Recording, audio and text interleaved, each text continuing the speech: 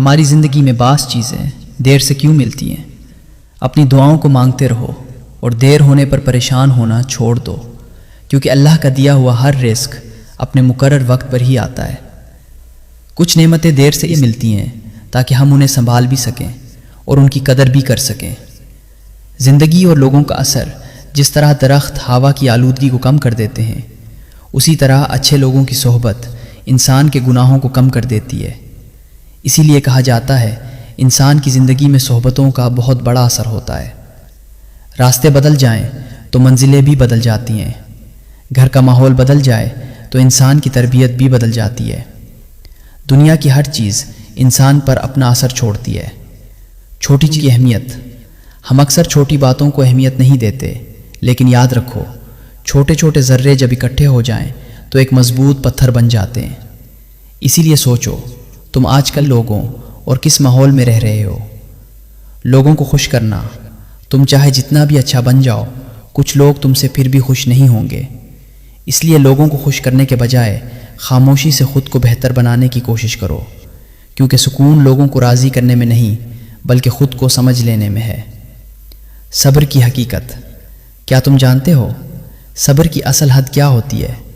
وہ لمحہ جب دل کہتا ہے اب سب ختم ہو گیا، جب آنکھوں میں آنسو بھی باقی نہ رہیں اور برداشت کی طاقت بھی ختم ہو جائے، اس کے باوجود خود کو سنبھال لینا، اسی کا نام ہے۔ اور یہی صبر اللہ کو سب سے زیادہ پسند ہے۔ محبت اور تعلقات، جو شخص واقعی تم سے محبت کرتا ہے وہ تم سے بات کیے بغیر زیادہ دیر نہیں رہ سکتا، کیونکہ کوئی بھی انسان اتنا مصروف نہیں ہوتا کہ چند لمحے بھی نہ نکال سکے۔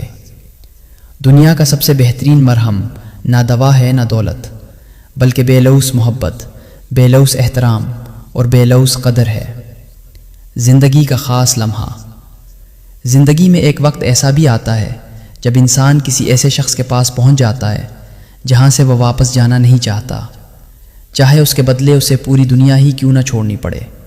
آزمائش اور اللہ، زندگی کی زیادہ تر جنگیں انسان کو اکیلے ہی لڑنی پڑتی ہیں۔ لوگ ہمدردی تو کرتے ہیں، دعائیں بھی دیتے ہیں، لیکن درد آخرکار انسان کو خود ہی برداشت کرنا پڑتا ہے۔ اس لیے اپنے رب سے تعلق مضبوط رکھو، کیونکہ جب اللہ ساتھ ہو تو آزمائش بھی رحمت بن جاتی ہے۔ سچ اور انداز، لوگ کہتے ہیں سچ کڑوا ہوتا ہے، لیکن حقیقت یہ ہے صحیح بلکہ بولنے کا انداز کڑوا ہوتا ہے۔ کبھی کسی کا دل اس حد تک مت توڑو کہ وہ رات کے اندھیرے میں تمہارا نام لے کر روئے، کیونکہ ٹوٹے دل کے آنسو زمین پر نہیں گرتے، وہ سیدھے عرش تک پہنچ جاتے ہیں، اور اللہ خاموشی کی ہر آواز سن لیتا ہے۔